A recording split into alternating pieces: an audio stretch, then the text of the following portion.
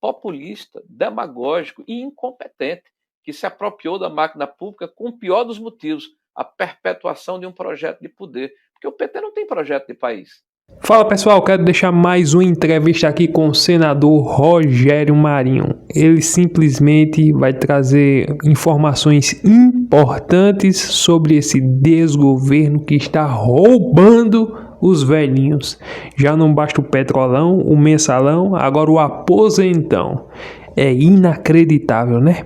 Eu vou deixar essa entrevista aqui com o senador Rogério Marinho, onde ele vai falar de forma contundente e veemente contra esse governo. Mas antes, se você está aqui no canal e ainda não está inscrito, inscreva-se, deixa aquele like, curte, comente, compartilha esse conteúdo e vamos assistir esse vídeo agora. É populista, demagógico e incompetente, que se apropriou da máquina pública com o pior dos motivos, a perpetuação de um projeto de poder. Porque o PT não tem projeto de país.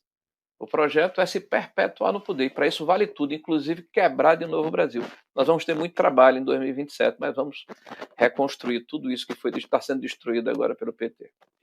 Então, essa dificuldade de Lula entender o que é economia, ou talvez de uma forma premeditada, né, está no DNA, está incrustado nele, faz com que haja um moto contínuo. Então, esse governo ele está dando errado desde 22. O que eles estão querendo fazer é empurrar a crise para mais adiante. Não é à toa que em 2015, 2016, nós vemos a maior catástrofe econômica da história brasileira desde 1948, com a supressão de quase 8 pontos percentuais do nosso PIB, com o fechamento de centenas de milhares de empresas, né, com mais de 3 milhões de pessoas formais que foram desempregadas. Então, aquela crise que nós recuperamos em 17, 18, 19, 20, 21, 22, mesmo com pandemia, mesmo com Brumadinho, mesmo com a seca histórica de 92 anos, né, tudo que foi feito está sob risco e sob ataque de um governo irresponsável. Toda hora Lula inventa um ministério novo para apaniguar, para conciliar, para dar um naco do poder para alguém que ele quer cooptar. E agora ele está com dificuldade, né? Ele está oferecendo ministérios e partidos não estão querendo aderir, porque estão sentindo que o barco naufragou, né? Porque nós temos um defeito, um pecado original. Esse governo começou a dar errado já em 2022, na PEC da transição. A PEC da transição possibilitou quase 200 bilhões de reais de recursos a mais no orçamento, além das receitas que eram previstas para o ano de 2023, né? E o que aconteceu de 23 para cá? Nós vemos um processo assim, incessante do ministro da Fazenda correr atrás de receitas, muitas delas não recorrentes, que só tem naquele ano, mas as despesas são despesas permanentes, que permanecem para os anos subsequentes. Então nós temos aí juros altíssimos, e se você me permite, o Lula e Lindenberg e Gleisi Hoffmann, o nome do ministro, do presidente do Banco Central é Galípolo. Repita comigo, Galípolo, indicado por Lula. Então, hoje, os juros que são cobrados, estratosféricos, né, foram definidos por Galípolo e pela maioria dos indicados do presidente Lula. E ele passou 2 anos dizendo que era o Banco Central o culpado pelo aumento de juros. Não foi ele. Com essa política fiscal absolutamente irresponsável, né, que impediu que nós tivéssemos a trajetória descendente dos juros, isso inibe o investimento no Brasil, isso gera insegurança em quem é empreendedor ou quem financia o governo brasileiro através da compra dos títulos de dívida pública. Isso gera problema na nossa questão do câmbio. Ele foi dizer recentemente que o brasileiro não come dólar. Ele não entende, talvez, que a gente compra produtos importantes que são insumos, tanto alimentares como para a nossa indústria, em dólar.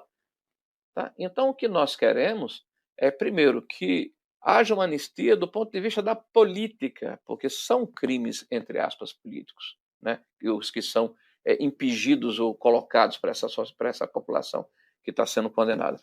E nós não queremos passar a mão na cabeça de depredadores, de pessoas que eventualmente tenham ingressado em prédios públicos e tenham feito quebra-quebra. Eles sejam por isso, mas dentro do que a lei preconiza. Não 14 anos nem 17 anos de prisão, né? Que seja uma prisão ou uma pena compatível com o dano que causaram, e não, fulano quis atentar contra o Estado de Direito num domingo, mulheres armadas de bíblias, de bandeiras, crianças, velhos, idosos, então não tem sentido. A anistia, é evidente, é um ato de pacificação da sociedade brasileira para que haja entre nós a possibilidade de que as nossas diferenças de visão de país, tanto na área da economia como na área de costumes, né, possa ser resolvida no âmbito adequado que é a política. Né? Quanto à lei da anistia, primeiro, nós somos um país da conciliação. Né? Então, ao longo da nossa história, nós temos quase 40 processos de anistia. Aliás, a anistia que beneficiou figuras importantes da esquerda brasileira que hoje bradam aos quatro ventos sem anistia, que é uma forma hipócrita de se posicionar em relação à necessidade de pacificar o país. Se nós temos diferenças do ponto de vista de visão de país, que elas sejam resolvidas no campo apropriado, que é o campo da política, desde que a população julgue. Agora, a própria Dilma Rousseff, que hoje preside o Brinks, né, foi anistiada, né? O José Disseu foi anistiado, o Guimarães foi anistiado e tantos outros. O Arraes e o Brizola, em memória, né, foram anistiados e foram governadores dos seus respectivos estados, foram reintegrados à vida pública. E o discurso e a própria oxigenação da política ganhou com isso. Olha, primeiro, eu acho que a elegibilidade de Bolsonaro ela não tem razão de ser. Né? Ela foi claramente uma demonstração. Nós respeitamos a posição do tribunal, mas houve eu diria, uma exacerbação, né, da interpretação dada pelo juiz naquele momento.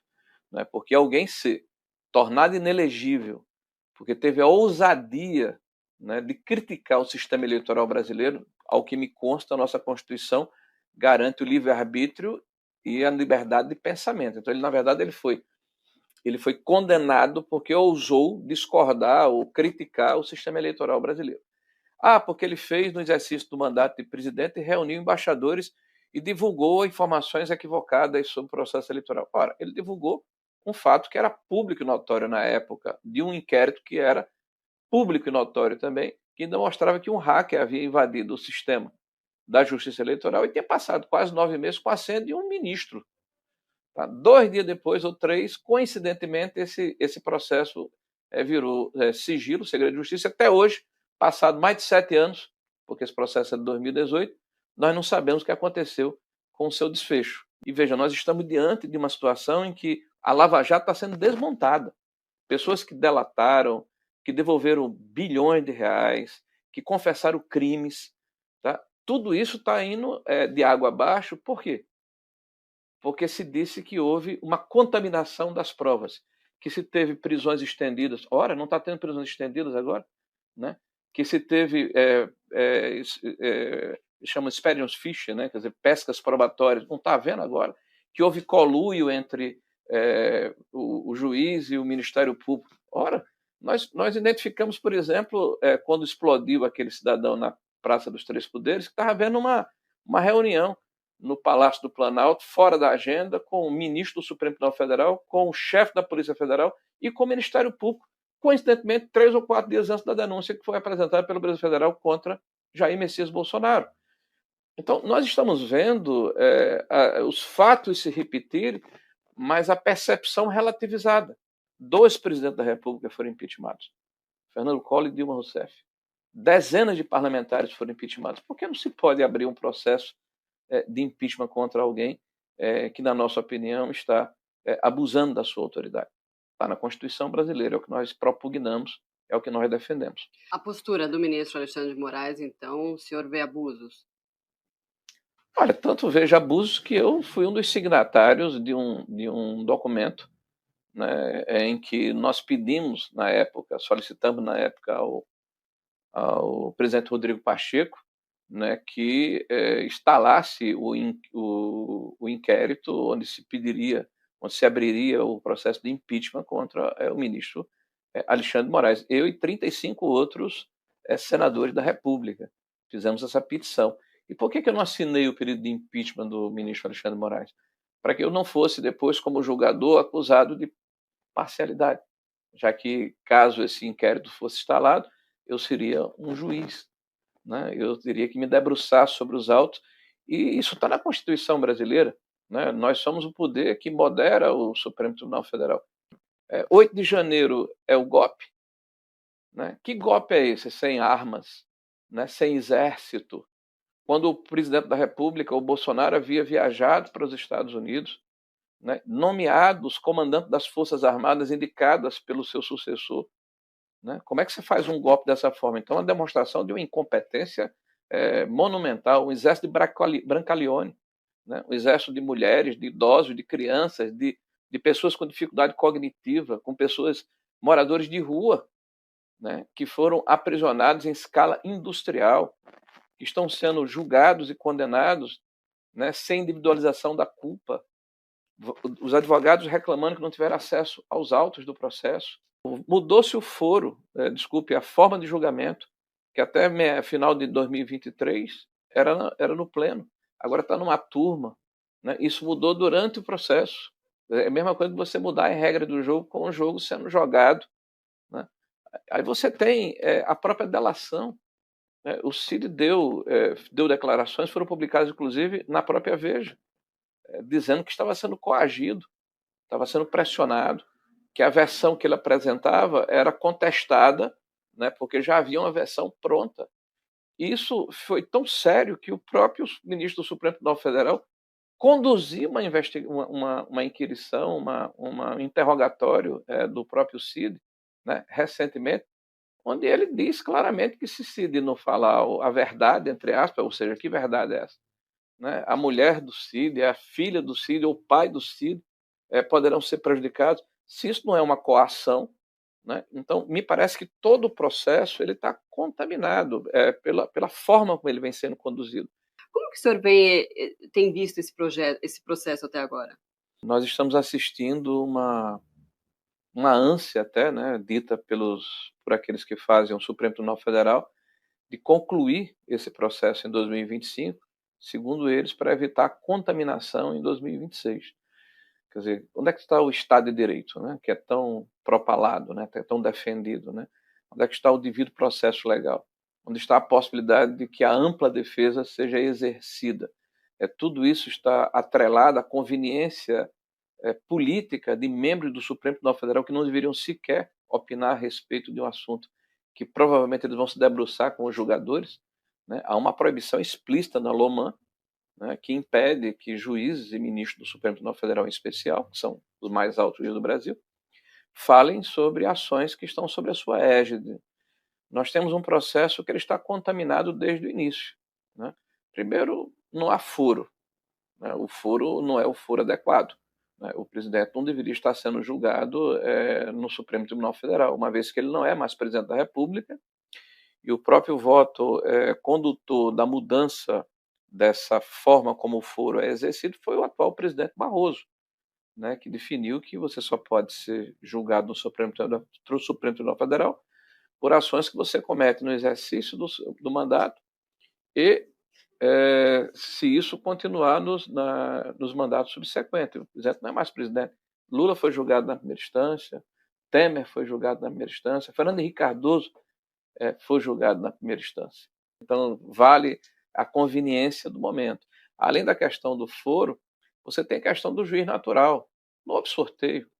Né? Então, caiu logo nas mãos de Alexandre de Moraes, que é um juiz que deu uma entrevista, acho que foi no ano passado, maio, junho, dizendo claramente o seguinte, que foi pública essa entrevista, que ele seria alguém que iria ser vitimado por essa eventual trama do golpe.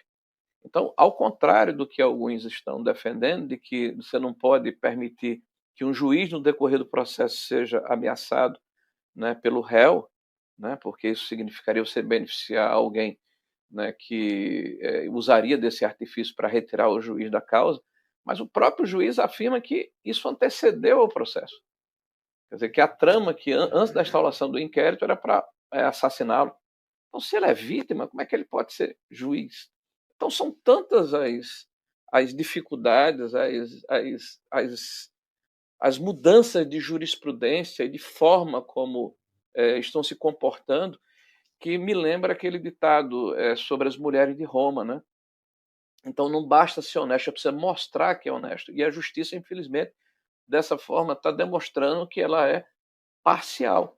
Há uma afirmação do Procurador-Geral da República de que o presidente tinha conhecimento do punhal verde-amarelo com a seguinte suposição, de que ele estaria no local do Palácio no horário em que foi confeccionado o plano pelo adjunto da GSI. Você sabe quantos documentos são emitidos no Palácio do Planalto diariamente? São milhares de documentos, ou centenas de documentos. Tá? Então, você fazer esse tipo de correlação, de ilação, de suposição, é muito grave. Tá? Então, me permita dizer que o processo ele precisa parecer honesto também. Ele precisa seguir a lei. Agora, em relação aos elementos que foram encontrados pela Polícia Federal e citados nessa denúncia da PGR, né, da minuta, das mensagens que foram encontradas, que estão ali também nessa denúncia, das conversas, dos depoimentos, da delação de Mauro Cid, nada disso o senhor acha que de fato aconteceu? É fruto de uma perseguição? Marcela, veja, eu vou dizer a você uma frase que eu tenho repetido até a exaustão. A lei ela tem que ser boa para mim e para o meu inimigo. A lei ela é uma proteção e é um consentimento comum. Né? A lei, quando ela é confeccionada, quando ela é trabalhada, ela é fruto do trabalho de 580 parlamentares, entre senadores e deputados, que representam o conjunto da sociedade brasileira. Então, na hora em que essa lei ela é fragilizada, ela é relativizada para se encontrar resultados, você compusca todo o processo. Nós estamos falando, por exemplo, de pedaços de conversas que foram colocadas dentro de um processo, e eu acabei de lhe dizer que o conjunto probatório que foi recepcionado pela Polícia Federal não foi disponibilizado na sua integralidade para a defesa. Então, até onde há a descontextualização desses fragmentos de conversa?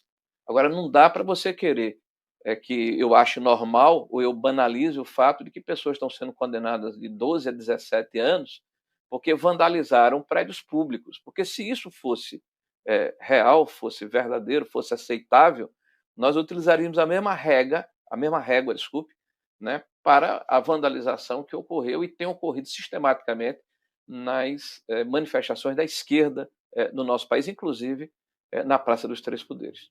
Me parece muito que há muito mais conveniência do que assertividade jurídica. Se nós tivermos o cuidado de seguirmos a lei como ela foi feita e a jurisprudência anterior, né, porque ninguém pode estar acima da lei. Né? Então, se houve crime, se houve golpe, né, efetivamente, se isso aconteceu e não um ato que antecedeu um golpe que não foi concretizado, de fato que se apure. A outra forma da sua inegibilidade é um comício que ele faz no dia 7 de setembro. Olha, eu estava lá. Foi o momento em que eu vi Brasília tomada por uma multidão nunca vista, mais de 400 mil pessoas no Palácio, no largo ali da Praça dos Três Poderes. E ele terminou o evento oficial, subiu num caminhão, acho que foi até do Silas Malafaia, num comício, e o fato dele ter se dirigido à população tornou-se motivo, né, dele se tornar inelegível. Então, essa inegibilidade dele, eu acredito que na hora em que a justiça debruçar com mais cuidado, porque não transitou em julgado ainda, isso a gente vai conseguir reverter. O ex-presidente continua se colocando como candidato. A direita articula uma possibilidade, um plano B? Sim, nós temos o A, o B e o C. O A é Jair, o B é Messias e o C é Bolsonaro. Jair, Messias, Bolsonaro. O nosso candidato é Bolsonaro, né? Nós estamos trabalhando com essa expectativa de que nós vamos reverter essa questão, né? E no momento oportuno, se isso não acontecer, nós temos que aguardar a tramitação em juízo. O presidente tem a maturidade, tem a experiência necessária para tomar a melhor medida. Agora, eu tenho acompanhado o presidente Bolsonaro para onde ele tem ido, inclusive em aviões de carreira, a vários lugares do Brasil. E é impressionante a empatia, a recepção, o carinho que o povo brasileiro tem com ele, mesmo com toda essa campanha contrária, toda essa narrativa de um golpe que não ocorreu, né, e toda essa vontade, né, de se retirá-lo da vida pública, que tem muito a ver com a forma como as nossas elites, né, encaram qual é o estereótipo, qual é o modelo ideal de um presidente da República. Eu convivi com um grande brasileiro que teve coragem de trabalhar contra a captura do Estado pelo establishment, né? Alguém que não negociou estatais, bancos públicos, fundos de pensão, não permitiu o aparelhamento da máquina pública e se paga um preço muito forte em ser diferente no Brasil. O que me espanta, por exemplo, é você assistir juízes que vão julgar, se eventualmente houver uma arguição inconstitucional, já dizendo o que é que pensam a respeito da anistia. Então, isso é que não pode ser banalizado, né? Isso é que não pode ser colocado como normal. Nós já tivemos, ao longo dos últimos anos, ministro do Supremo Tribunal Federal entrando dentro do parlamento brasileiro, né, para fazer lobby, fazer pressão para que não fosse votado o voto auditável. Né? Nós vimos, por exemplo, uma comissão, de repente, trocarem vários membros da comissão, depois de conversas que foram publicizadas pela imprensa, né, de ministro do STF com presidentes de partidos.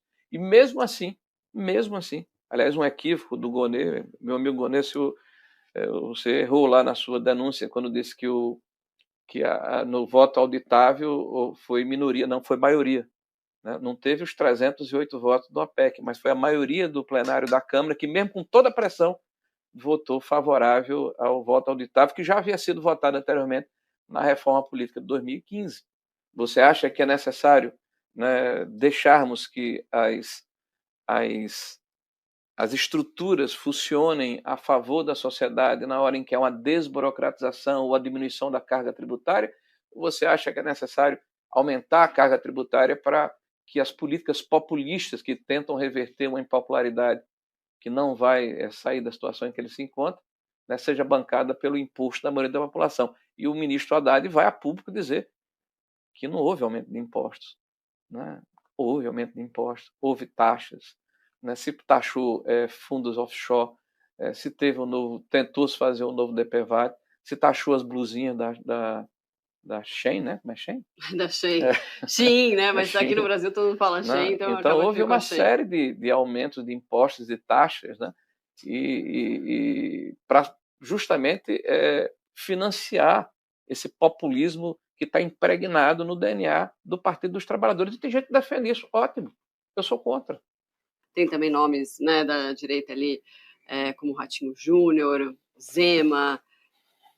Essa quantidade de nomes, se de fato o ex-presidente não pudesse ser candidato, não é ruim para a direita? Não fragmenta?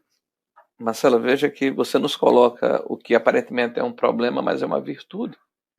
Né? Se você pensar que nós temos um antagonista que é o presidente Lula e tudo que ele representa de atraso, de bizarrice, né, de forma equivocada de se enxergar o Brasil, de se administrar o Brasil, ele é como o mandacaru, que é uma árvore do meu estado e do Nordeste brasileiro. Em torno dele não nasce nem capim. Né? Ele não consegue dar sombra, ele não permite que outras lideranças, que outras pessoas possam mostrar quem são. Né? Então, ele é seco, é mirrado, ele suga a energia daqueles que estão no seu entorno. Com Bolsonaro, não, porque nós somos a direita liberal do ponto de vista da economia, conservadora no sentido de preservar costumes e não de ser estagnado. Nós admitimos a mudança gradual. E do nosso lado tem uma profusão de pessoas que representam esse sentimento. Tarcísio é governador do estado de São Paulo e sequer é paulista. Né? E fez um trabalho extraordinário à frente do Ministério de Infraestrutura. Né? Tereza Cristina foi uma pessoa que muito nos orgulha de ter trabalhado ao lado dela, a maneira como ela conseguiu conciliar e, ao mesmo tempo, empreender na área da agricultura. Né? Uma pessoa conciliadora, uma pessoa dinâmica, né? E que estava ali. Seria um nome de consenso, certo? Eu estou lhe falando de exemplos de pessoas que se sobressaíram justamente pelo fato de terem trabalhado com alguém como o presidente Bolsonaro, que montou uma extraordinária equipe.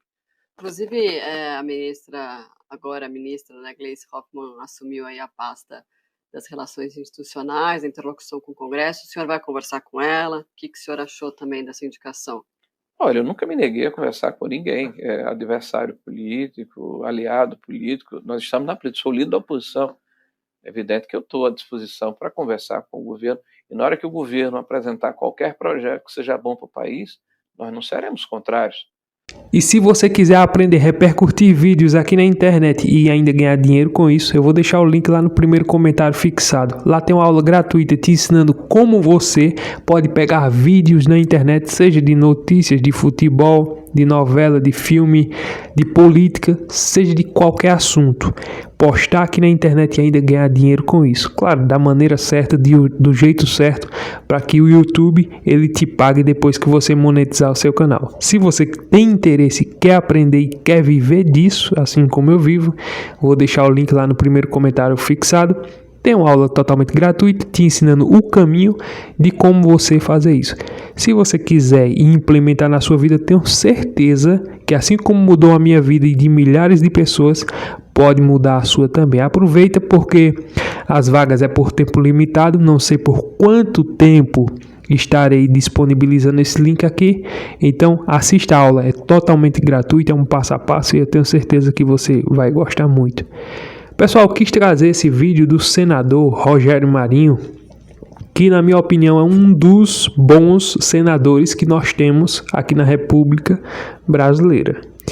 Infelizmente, houve agora esse escândalo, né, que muitos estão chamando aí de o aposentão. Lá atrás teve o mensalão, teve o petrolão, que foi uma barbaridade, porque tudo isso é dinheiro público, do nosso bolso, nossos impostos. E agora o Lula mostrou para que veio. Tá aí. Ah, mas não foi o Lula, foi no governo dele, não interessa. Eles agora querem passar a dizer, não, foi no governo Bolsonaro, a culpa é do Bolsonaro, nós desmontamos. O Lula chega ali, enche a boca, grava vídeo e diz, nós desmontamos uma quadrilha que foi feita desde 2019. Cara sem vergonha, velho. Não reconhece que foi no governo dele. Se isso fosse desde 2019 e o governo dele não tivesse nada a ver, pra que o Lupe pediu demissão então? Não entendi.